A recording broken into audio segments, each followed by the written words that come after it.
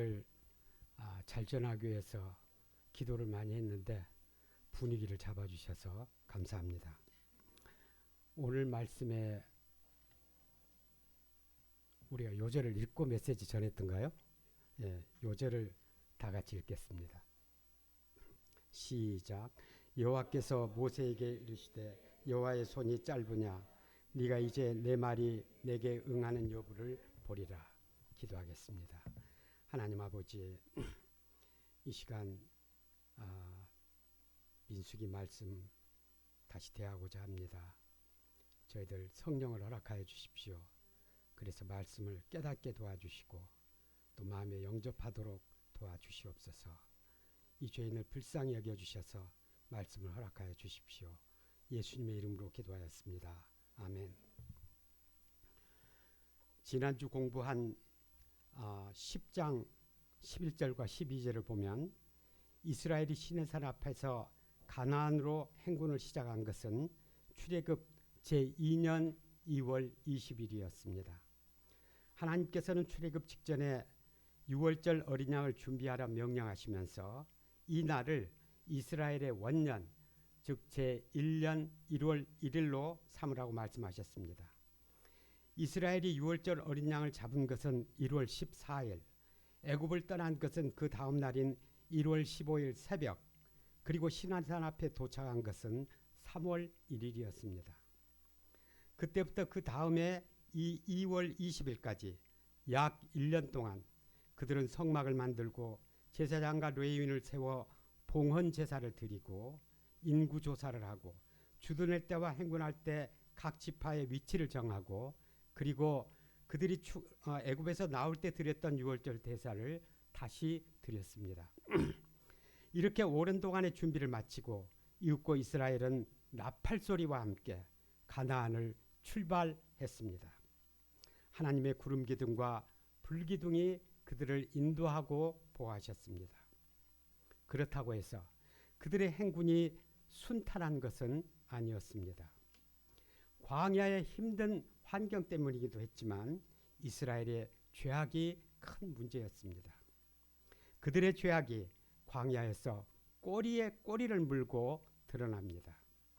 그때마다 하나님은 그들이 가나안의 축복을 감당할 만한 사람들이 되고 하나님의 구속 역사를 위해서 싸울 만한 사람들이 되도록 연단하십니다. 오늘 말씀에서 드러나는 문제는 그들의 탐욕입니다. 이 시간 우리 속에도 이러한 문제가 숨어 있지 않는지 살펴보고 기도 제목을 붙들 수 있기를 기도합니다. 제1부 고기 먹고 싶은 탐욕. 1절을 보면 이스라엘 백성이 여호와께 들으시기에 악한 말로 원망했습니다. 그들이 무엇을 원망했을까요? 쉽게 짐작할 수 있습니다. 애굽을 떠나면 금방 적과 꿀이 흐르는 가나안이 나타날 줄 알았는데 그게 아니었습니다. 가도 또 가도 광야였습니다. 애굽에서는 그래도 노역이 끝나면 돌아와 쉴 집이 있었는데 광야에서는 늘 땅바닥에서 자야 했습니다. 수도도 안 나오고 전기도 들어오지 않았습니다. 식당이나 카페도 없고 편의점이나 마트도 없었습니다. 원망이 절로 나왔습니다. 왜 안 그랬겠습니까? 우리는 그들을 이해할 수 있습니다. 그런데 문제는 그들이 악한 말로 원망했다는 것입니다. 악한 말로 원망했다는 게 어떤 것일까요? 모세님, 가도 광야네요. 길을 혹시 잘못 든 건 아니지요? 이건 천사의 말은 아니지만 악한 말도 아닙니다. 하나님께서 이런 말까지 못하게 하시지는 않습니다. 그런다 그들이 애굽에서 나올 때 앞에는 홍해가 가로막고 뒤에서는 바로의 군대가 추격해오자 모세에게 말했습니다. 애굽에는 무덤이 없어서 우리를 광야로 끌어내어 여기서 죽이려는 것이냐? 왜 우리를 애굽에서 끌어내어 이 고생을 하게 만드느냐? 아마 광야에서도 이런 정도로 앙칼지게 말했을 것입니다. 노예살이 하면서 입에 붙은 쌍욕도 날렸을 것입니다. 식빵. 이같이 내 분을 다 쏟아내야 시원하겠다. 상대방을 납작 엎드리게 해놔야 직성이 풀리겠다. 이런 마음으로 하는 말은 다 악한 말이 됩니다. 하나님께서 그들의 악한 말을 들으셨습니다. 그리고 진노하셔서 여호와의 불을 붙여 진영 끝을 사리게 하셨습니다. 여호와의 불이라고 했으니 불이 날 수 없는 곳에서 불이 났고 또 불이 나자 좀처럼 꺼지질 않았을 것입니다. 그제야 이스라엘은 자기들이 악한 말 했다는 것을 깨달았습니다. 그리고 모세에게 기도해달라고 부르짖었고 모세가 여호와께 기도하니 그제야 불이 꺼졌습니다. 하나님에게도 귀가 있습니다. 하나님께서 이스라엘의 악한 말을 들으셨듯이 하나님은 우리의 말을 다 듣고 계십니다. 우리가 어떤 말을 해도 좋지만 악한 말은 삼가야 합니다. 사도 바울이 말했습니다. 너희 말을 항상 은혜 가운데서 소금으로 맛을 냄과 같이 하라. 이렇게 악한 말로 원망하다 혼이 났는데 얼마 안 가서 이스라엘이 또 원망하고 불평합니다. 4절을 봅시다. 그들 중에 섞여 사는 다른 인종들이 탐욕을 품으며 이스라엘 자손도 다시 울며 이르되 누가 우리에게 고기를 주어 먹게 하랴. 이스라엘은 고기가 먹고 싶었습니다. 얼마나 먹고 싶었든지 고기가 그리워도 못 먹는 신세 하면서 꺼이 울었습니다. 한두 사람이 울기 시작하자 여기저기서 참고 있던 울음보가 터졌고 이윽고는 온 이스라엘이 문 앞에 나와서 울며 진영이 눈물바다가 되었습니다. 이스라엘이 비록 노예들이긴 했지만 이렇게까지 찌질한 사람들은 아니었습니다. 지난 1년 동안 그들은 얼마나 하나님의 말씀을 조차 진실하고 성숙하게 준비를 해왔습니까? 그런데 그들을 자극하는 자들이 있었습니다. 4절을 다시 보면 그들 중에 섞여 사는 다른 인종들이었습니다. 당시 애굽은 초대 강국이었습니다. 이스라엘뿐만 아니라 여러 나라에서 포로로 잡혀온 사람들 그리고 먹고 살기 위해 애굽에 들어온 난민들이 노예살이를 했습니다. 이들은 이스라엘이 적과 끓이려는 가나안으로 간다고 하자 자기들도 따라 나섰습니다. 그러나 그들의 목적은 제사장 나라 거룩한 백성이 되는 게 아니었습니다. 그들의 관심은 오직 가나안의 적과 꿀이었습니다. 그런데 가나안은 나타나지 않고 광야의 고난을 참을 수가 없었습니다. 참된 종교는 세속적인 부요함보다도 진리를 추구하고 감정의 만족보다도 영혼의 기쁨을 구합니다. 그리고 거기에 따르는 어려움을 감당합니다. 세속적인 부요함이나 감정의 만족만을 구하는 신앙을 기복신앙 또는 무당종교, 샤머니즘이라고 말합니다. 그런데 하나님을 따르는 사람들 중에도 이러한 샤머니스트들이 섞여 있고 이들이 교회에서 탐욕과 원망의 근원이 됩니다. 이들에게 자극받은 이스라엘이 울면서 원망했습니다. 누가 우리에게 고기를 주어 먹게 하랴.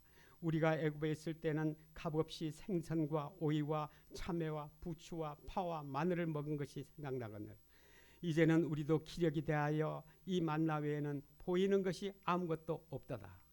기력이 없다면서 말은 많았습니다. 탐욕이 무엇입니까? 현재 있는 것에는 감사하지 않고 없는 것을 탐내는 마음입니다. 고기를 먹지 못한다고 해서 이스라엘이 굶는 것은 아니었습니다. 6절을 보면 하나님은 그들을 만나로 먹이셨습니다. 7절부터 9절을 보면 만나는 매일 밤 이슬과 함께 이스라엘 진영에 내렸습니다. 모양은 가시, 코리앤더 시드, 진주와 같았는데 그것들을 맷돌에 갈기도 하고 절구에 찢기도 하고 가마에 삶기도 하여 과자를 만들었고 그 맛이 기름 섞은 과자 맛 같다고 했습니다. 혹시 우리나라의 약과 같은 것이 아니었는지 모르겠습니다. 아무튼 요리하는 재미도 있고 맛도 괜찮았을 것 같습니다. 물론 매일 삼시세끼 만나만 먹으니 물리기는 했을 것입니다. 그러나 이스라엘은 지금 가나안으로 가기 위해서 광야를 지나는 길입니다. 항상 이동해야 합니다. 좋은 풀밭 찾아다니며 짐승을 기를 수가 없습니다. 그러므로 만나는 현재 그들에게 최고의 음식이었습니다. 이스라엘은 이렇게 좋은 음식을 주신 하나님의 지혜에 감탄하고 그 사랑에 감사해야 했습니다. 그러나 그들은 감사하지 않았습니다. 그저 고기가 먹고 싶다며 광야에 없는 고기를 탐나했습니다. 어느 재벌집 부인이 필리핀에 놀러 갔다가 과일의 왕이라고 하는 두리안을 맛보았습니다. 저는 그 똥냄새가 나서 도저히 못 먹겠던데 그것도 몇 번 먹으면 굉장히 맛있대요. 그래서 한국에 돌아와서는 두리안 하다가 나중엔 두리안 하면서 두리안이 먹고 싶다고. 그러면 동남아로 가든지 한국에 있는 사람 두리안을 그게 탐욕이죠. 나중에는 비행기로 공수에다가 그 두리안을 먹었다고 그럽니다. 그게 사치입니다. 그야말로 이스라엘은 터무니없는 탐욕이었습니다. 우리는 여기서 탐욕에 대해서 몇 가지 배웁니다. 첫째, 탐욕은 잘합니다. 4절 보면 그들이 처음에는 고기가 먹고 싶고 고기 먹지 못하는 신세가 처량해서 울었습니다. 그런데 5절을 보면 또 생선과 오이와 참외와 부추와 파와 마늘도 생각난다며 울었습니다.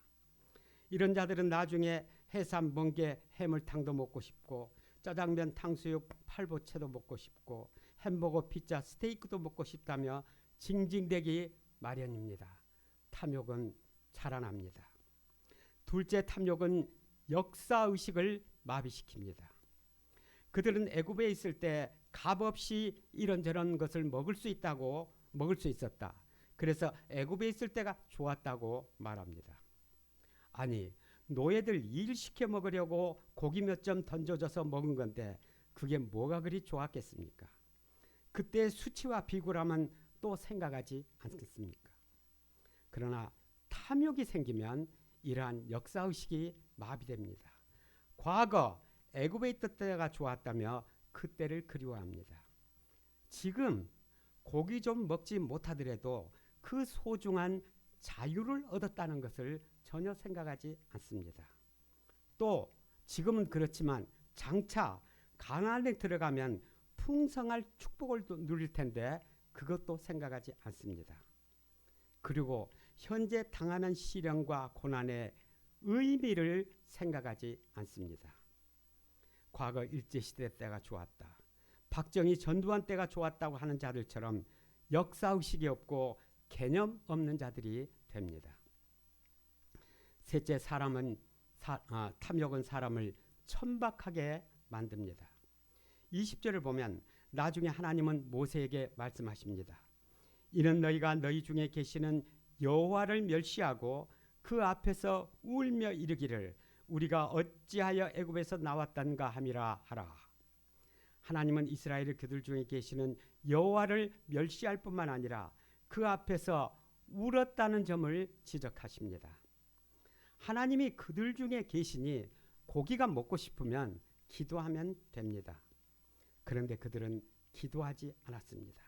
그저 고기 먹고 싶다, 마늘 먹고 싶다, 부추 먹고 싶다며 꺼이꺼이 울면서 원망만 했습니다. 하나님의 백성다운 또는 인간다운 품위가 전혀 없었습니다. 찌질하고 천박하기만 했습니다. 이렇게 탐욕 때문에 역사의식이 마비되고 천박해진 이스라엘을 하나님은 어떻게 훈련하셨습니까?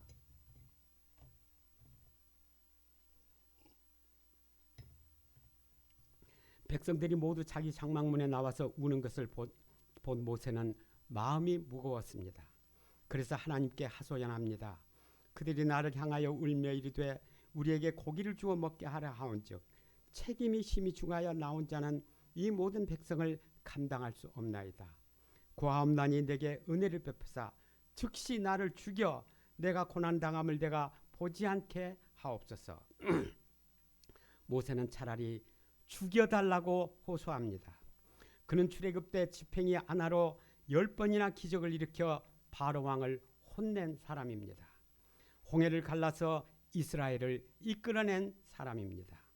그러나 그의 백성들의 먹는 문제를 해결한다는 책임감에 죽눌리고 고생하며 우는 백성들에 대한 연민에 빠졌을 때 그는 믿음이 없어지고 차라리 죽여달라고 호소할 정도로 탈진했습니다. 지도자의 위기였습니다. 그런데 모세가 미세한 점은 탈진하고 한계에 이르렀을 때 하나님께 나아갔다는 점입니다. 백성들은 모두 울고 불고 야단이었지만 모세는 울지 않았습니다. 모세는 하나님께 나갔습니다. 하나님께 나가 모든 두려움과 아픔과 불만을 다 털어놓았습니다. 더 이상 백성들의 고난을 보기 힘드니 차라리 죽여달라고 아주 솔직하게 호소했습니다. 모세가 40년 동안 지도자의 사명을 감당할 수 있었던 비결이 바로 이러한 기도에 있었습니다. 모세의 기도를 들으시고 하나님께서는 두 가지 일을 하셨습니다. 첫째, 70명의 장로들을 세우시고 그들에게 하나님의 영이 임하게 하셨습니다. 16절을 보면 하나님은 모세에게 백성의 장로와 지도자가 될 만한 70명을 회막으로 데려오라고 명하셨습니다. 그리고 17절에 보면 모세에게 임했던 영을 그들에게도 임하게 하셔서 책임감에 짓눌린 모세와 함께 짐을 나누어 지고 동역하도록 도우셨습니다. 둘째, 그들에게 고기를 주셨고 또 치셨습니다. 31절과 32절을 봅시다. 하나님께서 바람을 일으키셨고 그 바람에 바다에서 메추라기가 몰려와 땅에 쌓였습니다. 그 높이가 2규빗, 약 1m입니다. 또 길이가 하룻길 거리라고 했으니까 약 30km쯤, 그러니까 온 광야에 메추라기가 와서 쌓였습니다. 고기 먹고 싶다고 울던 백성들은 입이 찢어지도록 기뻐하면서 미친 듯이 메추라기를 거두었습니다. 이틀 종일 거두었는데 적게 거둔 자도 10호멜, 제가 참고서를 보면서 계산을 해보니까 1.2톤, 한 사람이 1.2톤 이상이었습니다. 우리 집사님이 밖에 세워두신 추록으로 하나 가득입니다. 그러나 33절을 봅시다. 그들이 고기를 입에 넣고 씹으려는 그 순간 하나님이 심히 큰 재앙으로 그들을 치셨습니다. 그때 죽은 사람들 장사한 곳을 기브롯 핫다와라고 했는데 탐욕의 무덤이라는 뜻이었습니다. 하나님은 탐욕 때문에 울고 탐욕 때문에 미친 듯이 고기 처먹는 자들을 죽이셨습니다. 자, 하나님께서 고기를 주셨다면 좀 먹게 놔두지 왜 죽이기까지 하셨을까요? 한마디로 탐욕이 어리석고 죄악되며 얼마나 어리석고 죄악되며 무서운가를 가르치시기 위함이었습니다. 그렇다고 해도 매를 몇 대 때리고 잘 타이르시면 되지 왜 죽이기까지 하신단 말입니까? 탐욕의 죄악은 절대로 말로 가르칠 수 있는 게 아닙니다. 자기가 죽든지 옆에서 죽어나가야 조금 깨달을 수 있는 게 탐욕의 죄악입니다. 탐욕이 그렇게 무섭습니다. 어젯밤에 사우스 아프리카에서 비보 하나를 받았습니다. 한 형제가 있었는데 이 형제는 맨날 자매님들 쫓아다니면서 유혹을 해서 즐기고 그래서 아주 영적인 분위기를 망쳐놓고 목자들에게 늘 근심이 되는 사람이었습니다. 그런데 교통사고로 죽었다고 합니다. 그 말을 들으니 탐욕이 얼마나 무서운가 경각심이 갑자기 마음속에서 올라왔습니다. 메추라기가 몰려오자 이스라엘은 소원이 이루어졌다며 좋아했을 것입니다. 그리고 그러나 그 순간 죽음이 그들을 덮쳤습니다. 탐욕이 이루어졌다고 해서 좋아할 일이 아닙니다. 그게 도리어 그들의 무덤이 될 수 있다는 것을 알아야 됩니다. 축복의 땅 가나안으로 가던 길에서 고기 먹고 싶은 작은 탐욕 때문에 그들은 축복의 땅이 아니라 무덤으로 들어가고 말았습니다. 그러면 하나님의 백성이 고기 먹고 싶어 하지 말아야 합니까? 고기 먹는 게 죄악입니까? 고기를 먹어도 되고 건강만 괜찮으면 많이 먹어도 됩니다. 하나님께서 진노하신 것은 그들이 고기를 먹고 싶어 했기 때문이 아닙니다. 고기가 그립다고 해서 애굽에 있을 때가 좋았다고 개념 없는 말을 하고 우리가 어찌하여 애굽에 나왔던 거 하고 원망하고 불평했기 때문입니다. 거기다가 울면서 그런 말을 했기 때문입니다. 고기가 먹고 싶으면 하나님께 기도하면 됩니다. 하나님은 그를 가리켜 너희 중에 계신 여호와라고 말씀하십니다. 하나님이 그들 중에 계시니까 조용히 기도하면 됩니다. 미친 듯이 울부짖는 것은 기복신앙이나 무당신앙에 빠진 자들이 하는 일입니다. 사도 바울이 말했습니다. 아무것도 염려하지 말고 오직 모든 일에 기도와 간구로 너희 구할 것을 감사함으로 하나님께 아뢰라. 그리하면 모든 지각에 뛰어난 하나님의 평강이 그리스도 예수 안에서 너희 마음과 생각을 지키시리라. 18, 19절을 보면 모세가 하나님께 나갔을 때 하나님은 이스라엘에게 고기를 주워 먹게 하겠다. 하루 이틀이나 여틀이나 20날 정도가 아니라 한 달 동안을 실컷 먹게 하시겠다고 말씀하셨습니다. 이 말씀을 듣고 모세는 아니 보행자만 해도 60만 다 합하면 200만 명이나 되는데 어떻게 한 달이나 고기를 먹게 하겠냐고 묻습니다. 21절 22절을 보면 모세의 말은 구구하고 아주 깁니다. 여기서도 좀 뺐습니다. 그러나 하나님의 대답은 딱 한마디였습니다. 여호와의 손이 짧으냐? 하나님의 팔은 절대 짧지 않습니다. 하나님은 천지를 창조하신 분입니다. 하나님은 그 강한 팔로 바로 왕을 치시고 이스라엘을 애굽에서 구해내신 분이십니다. 하나님은 200만 명에게 하루 이틀이 아니라 한 달이라도 고기 냄새에 코가 비뚤어질 때까지라도 실컷 먹이실 수 있습니다. 이런 하나님께서 이스라엘에게 고기를 주시지 않고 만나만 먹게 하셨다면 거기에는 반드시 하나님의 뜻이 없을 수 없습니다. 먼저 그들이 감각적인 고기 맛에 빠지기보다도 소박한 음식에 익숙하며 그래서 육신적인 사람들이 되기보다도 영적인 사람들이 되도록 훈련시키고자 하는 뜻이 있을 수 있습니다. 그보다도 이스라엘은 지금 가나안을 향해 이동하는 중이었습니다. 씨를 뿌리고 경작하거나 풀밭을 찾아다니며 짐승을 기를 수가 없습니다. 곡식이나 고기를 저장할 시설도 갖출 수 없었습니다. 이렇게 생각하면 하늘에서 농사도 안 짓고 축산도 하지 않고 그냥 내려주시는 만나, 이틀날이면 또 새로 주시는 만나가 얼마나 좋은 음식입니까? 하나님이 얼마나 지혜로우시며 그들에 대한 사랑과 배려가 얼마나 크십니까? 하나님의 손은 절대 짧지 않습니다. 필요한 게 있으면 하나님께 기도하면 됩니다. 그러나 기도해도 주시지 않는다면 하나님의 크고 지혜로운 뜻이 무엇인가를 생각해야 합니다. 필요하면 기도할 것, 기도해도 주시지 않으면 하나님의 뜻을 생각할 것, 이것이 탐욕을 물리치고 하나님의 백성답게 사는 길입니다. 나이 많은 사람들은 원하는 게 비교적 단순합니다.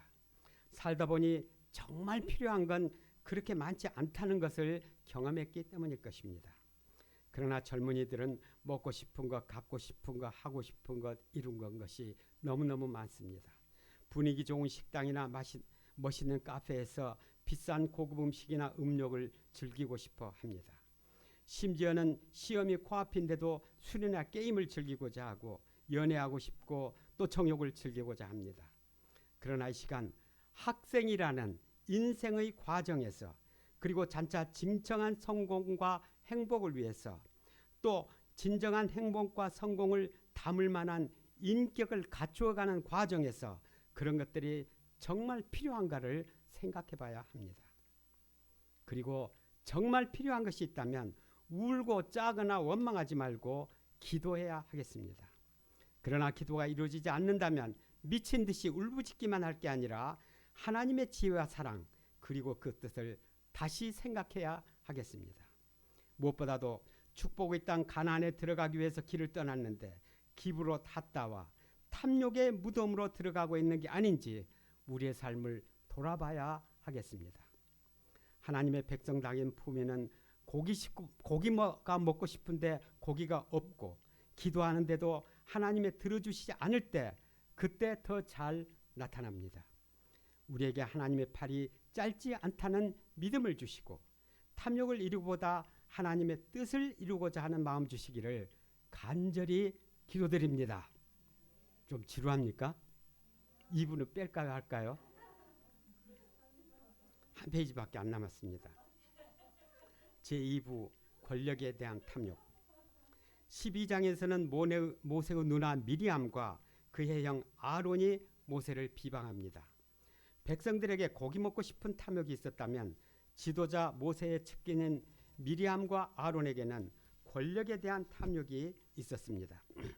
1절을 보면 미리암이 모세가 구수여자를 취했다 하여 비방했습니다. 모세의 아내 십보라 얘기는 출애굽기 2장과 4장에 나옵니다. 그녀는 모세가 바로왕을 피해 미디안으로 망명 갔을 때 그곳에서 결혼하게 된 여성이었습니다. 그런데 미리암은 모세가 왜 이스라엘 여성과 결혼하지 않고 이방인 여자와 결혼했냐고 비방하는 것이었습니다. 모세가 이스라엘 여성과 결혼했다면 얼마나 좋았겠습니까? 그러나 그것은 모세도 어쩔 수 없는 일이었습니다. 모세는 그의 출생의 비밀을 안 후 애굽의 왕자라는 특권을 버리고 하나님의 백성 이스라엘 편에 섰습니다. 그 때문에 미디안으로 망명해야 했고 거기서 살아남기 위해 십보라와 결혼하여 이드로의 대릴 사위로 들어가지 않을 수 없었습니다. 그런데 십보라는 광야의 거친 환경에서 자랐기 때문에 좀 거칠고 또 맏딸이라 지기를 싫어했던 것 같습니다. 그런가 하면 미리암은 태어나자마자 나일강에서 죽을 모세를 내가 살렸다, 내가 모세를 업어 키웠다 하는 자부심 또는 집착이 있었습니다. 그러니 십보라와 미리암, 시누이와 올케 둘이 자주 부딪혔고 주도권 다툼이 있었을 것입니다. 이런 가운데서 미리암은 우리 집안에 이방인 여자가 들어와서 문제다, 그 때문에 이스라엘에 자꾸 어려움이 생긴다, 이렇게 비방했던 것 같습니다. 그런데 미리암은 모세가 이방인 여자와 결혼한 것을 비방하는 데서 그치지 않았습니다. 2절을 보면 모세의 형 아론과 합세하여 모세를 비방했습니다. 여호와께서 모세와만 말씀하셨느냐? 우리와도 말씀하시지 아니하셨느냐? 그들은 모세가 이방 여인과 결혼한 것을 빌미로 모세의 리더십 문제까지 제기했고 자기들도 리더십과 권세를 나눠 가져야 한다고 주장했습니다. 모세가 이방인 여자와 결혼할 수밖에 없었던 데는 아픈 이스라엘의 역사가 있었고 애굽의 왕자를 버리고 하나님의 백성을 택한 모세의 희생이 있었고 그 때문에 망명길을 떠나야 했던 젊은 날에 시련이 있었습니다. 이스라엘은 특히 누나 미리암과 형 아론은 모세의 희생을 알아주고 아픔을 감싸줘야 했습니다. 그러나 권세욕에 사로잡히니 형제자매도 소용없었습니다. 아무것도 보이지 않았습니다. 모든 것이 도리어 비방거리가 되었습니다. 권세욕이 잡히면 사람이 이렇게 악해지는 법이었습니다. 지도자에게는 작은 허물에 걸려 비방받고 그 지도력과 권위가 흔들리는 것이 가장 힘든 일입니다. 그 허물이 거짓말이면 넘어가겠는데 사실이면 더 힘들고 측근에 있는 자들이 그러면 정말 힘듭니다. 이럴 때 모세는 어떻게 했습니까? 3절을 보면 이 사람 모세는 온유함이 지면의 모든 사람보다 더하다고 했습니다. 모세는 비방하는 사람들과 맞서지 않았습니다. 잠잠했습니다. 지도자에게는 침묵이 필요할 때가 있는데 바로 이런 때입니다. 그리고 그것은 온유한 인격을 갖춘 사람만이 할 수 있는 일이었습니다. 모세가 침묵하자 하나님이 나섰습니다. 이것이 온유한 자가 누리는 축복입니다. 온유하면 하나님이 도우십니다. 하나님은 오로한 아론과 미리암을 불러 책망하셨습니다. 내 말을 들으라. 너희 중에 선지자가 있으면 나 여호와가 환상으로 나를 그에게 알리기도 하고 꿈으로 그에게도 말하기도 하거니와 내 종 모세와는 그렇지 아니하니 그는 내 온 집에 충성함이라. 그와는 내가 대면하여 명백히 말하고 은밀한 말로 하지 아니하며 그는 또 여호와의 형상을 보거늘 너희가 어찌하여 내 종 모세 비방하를 두려워하지 아니하느냐. 그리고 9절과 10절을 보면 그들에게 하나님의 진노가 임했습니다. 여호와께서 그들을 향하여 진노하시고 떠나시며 구름이 장막 위에서 떠나갔고 미리암은 나병에 걸려 눈과 같더라.